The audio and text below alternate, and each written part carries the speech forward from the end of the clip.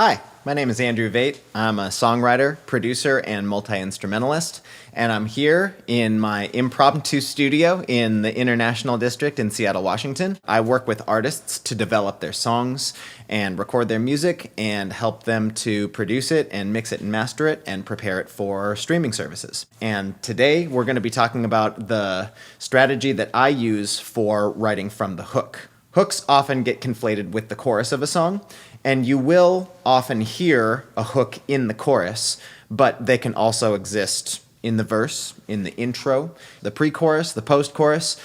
A good, effective pop song will implement multiple hooks throughout the song. Just stack them up and stack them up. My personal definition for a hook is that it's short, memorable, and repeatable, that it uses 3 to 5 notes, it's rhythmically interesting, it utilizes space between the notes or between the phrases, and it grabs the listener's attention. So let's talk about those steps. I've been working on this little chord progression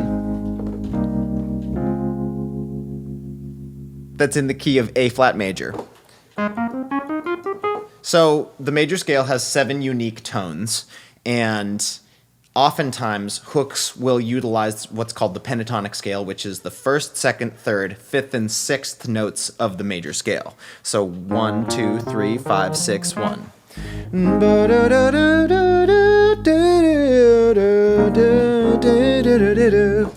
So when we get to our second step, which is writing a hook using only 3 to 5 notes, what I mean by that is that it occupies 3 to 5 distinct tones. So if we sing up the pentatonic scale using this chord progression,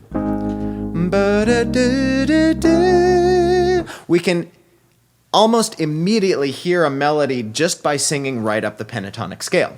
So let's simplify it. 1, 2, 3.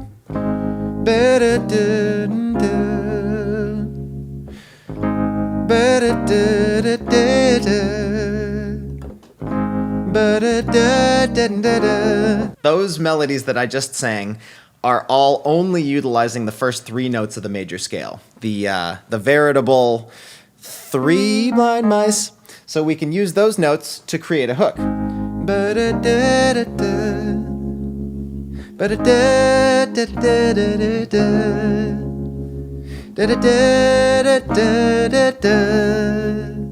And then if we go outside of that, so those are all just the 5 notes of the major pentatonic scale. You hear them all throughout pop music. All those melodies that I sang probably sound sort of familiar. They probably all sound something like a song that you've heard before. That is how we start to engage the listener, by making them feel like you're singing something familiar to them that they can then pay attention to. So that brings us to our second point, which is that your hook should be rhythmically interesting. So I can demonstrate a rhythmically interesting hook by showing you a hook that is not rhythmically interesting.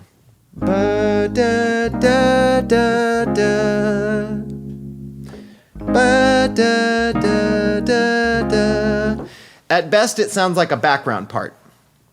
We want to create something that grabs the listener's attention by creating some juxtaposition between the downbeats and the upbeats, also known as syncopation. So we just want to use something that shakes up the notes. You could literally write it out and just say 8th note, quarter note, 8th note, which would be syncopation, right? Da, da, da, da, da. Da, da, da, da, da. Da, da, da, da, da, da, da, da, da. So those are all ways to make your 3 to 5 notes a little bit more rhythmically interesting or rhythmically engaging. The next stop along the way to creating a memorable hook is to utilize space. So, of course, we know what it sounds like to sing. You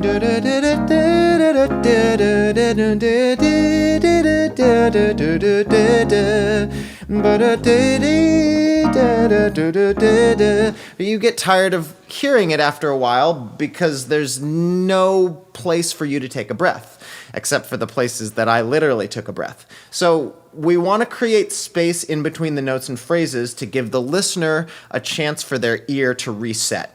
so that we can grab them again. The melody that I've been playing with is a first phrase. Second phrase, and I'm just improvising. I'm making it up as I go along. It's changing every time I sing it.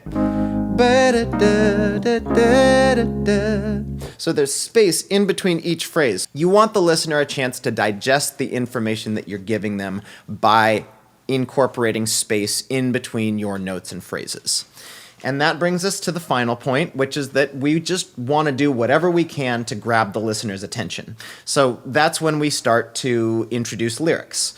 Now, there are a few tricks to making a listener feel like they're listening to something familiar. The most commonly used trick is to incorporate popular phrases, popular modern phrases, or phrases that you've heard since you were a little kid, repurposed for the use of a song. When we use these phrases that are already deeply ingrained in pop culture, we create an atmosphere where the audience already feels like they're a part of the conversation.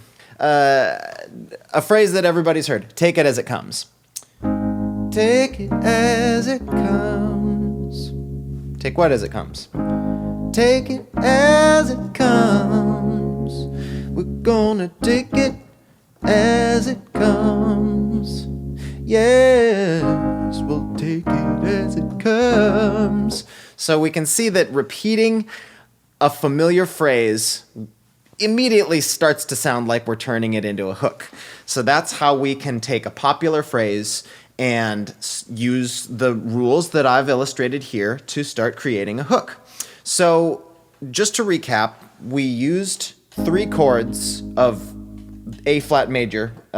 We used 3 chords within the key of A flat major. These chords were A flat major, C minor 7, and then D flat major 7. So the 1, minor 3, major 7, 4. Take it as it comes.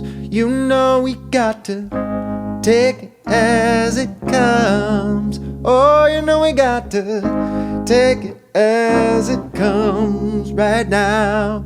If we don't take it now, then they're gonna take it away from us. So we're just playing, right? We're just having a good time. But you can see now how using these tools will help you to start writing something that's immediately rhythmically engaging and grabs a listener's attention. And then from there, you can just continue writing using these same rules. You can continue writing your hooks through your song.